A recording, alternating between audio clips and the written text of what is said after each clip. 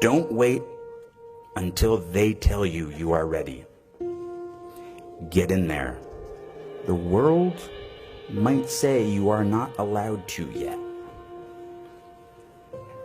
I waited a long time out in the world before I gave myself permission to fail. Please, don't even bother asking. Don't bother telling the world you are ready. Show it. Do it. Raise the rest of your life to meet you. Don't search for defining moments because they will never come. The moments that define you have already happened, and they will already happen again. And it passes so quickly. Just try not to wait until, like me, you're 29 before you find it. And if you are, that's fine too. Some of us never find it. But you will. I promise you. You are already here. That's such an enormous step all its own. You'll find your rhythm or continue the one you have already found. You are here for a reason. Sometimes your insecurities and your inexperience may lead you to embrace other people's expectations, standards, or values. But you can harness that inexperience to carve out your own path, one that is free of the burden of knowing how things are supposed to be, a path that is defined by its own particular set of reasons. People told me that Black Swan was an artistic risk, a scary challenge to try to portray a professional ballet dancer. But it didn't feel like courage or daring that drew me to it. I was so oblivious to my own limits that I did things I was woefully unprepared to do. And so the very inexperience that in college had made me feel insecure and made me want to play by others' rules now was making me actually take risks I didn't even realize were risks. When it quickly became clear in preparing for the film that I was maybe 15 years away from being a ballerina, it made me work a million times harder. All of these are challenges I should have been terrified of, as I was completely unprepared for them. But my complete ignorance as to my own limitations looked like confidence.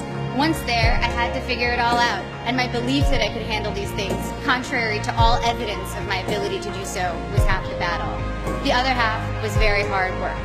Make use of the fact that you don't doubt yourself too much right now. As we get older, we get more realistic, and that includes about our own abilities or lack thereof. And that realism does us no favors. What has served me is diving into my own obliviousness. It can be a good thing if it makes you try things you never might have tried. Your inexperience is an asset and will allow you to think in original, unconventional ways. Accept your lack of knowledge and use it as your asset. See, I know something about you, even not knowing you, that you've got greatness within you. You have the ability to do things that you can't even begin to imagine. You have talents and skills in you that you haven't even begun to reach for yet. So some of you are going to experience a breakthrough. Some of you are going to go back and look at your dreams and brush them off. Some of you are going to begin to look at yourself and say, hey, look here, I know I have not done all that I can do. Whatever goal that you have in mind, I want that to be a goal that will challenge you, something that will make you stretch.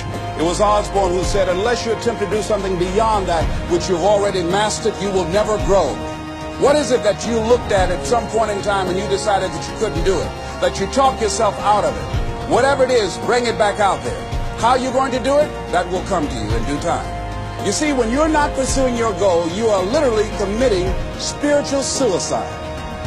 When you have some goal out here that you're stretching for and reaching for that takes you out of your comfort zone, you'll find out some talents and abilities you have that you didn't know you have. Practice makes what? Absolutely not. Just dislodge that from your mind. Practice only makes improvement. Perfection doesn't exist. You need to take it out of a dictionary. It doesn't exist. Practice only makes improvement. You can always better your best. You have not done your best work yet. As long as you're here, you have a chance to transcend yourself. So don't believe in perfection. It doesn't exist. It only makes improvement. See, God gives us a lot of things in life, but it's a couple things He don't give us. And time is something He gives no man.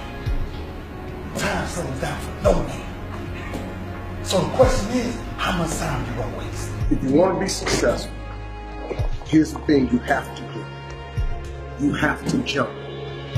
There is no way around it. You have to jump. Every successful person has jumped. You got to jump. You got to take a leap of faith. You got to dash off that cliff, and you got to jump out there as far as you can. Now, a lot of times you stand on the cliff of life and you see other people soaring by, gliding down like a bird flying through the air. You see them dressing like this. You see them in New York, then you see them in London. They flying by. You know why? It's because their parachute open. But the only way to get your parachute to open so you can soar, you got to jump. Now here's the problem. Here's the problem, my friends.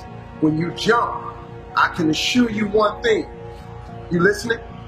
I promise you this. Your parachute will not open right away. No, that's the fear part. I promise you your parachute will not open right away. You're going to hit them sides and them rocks. You're going to tear your back out on them cliffs. You're going to cut yourself. You're going to get wounded. You're going to get some tears and stuff like that. But eventually, the parachute will open and you'll be soaring. But here's the other caveat. Let me teach you this right here.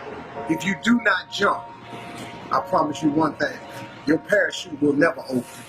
So you're safe, but you'll never soar. You got to jump.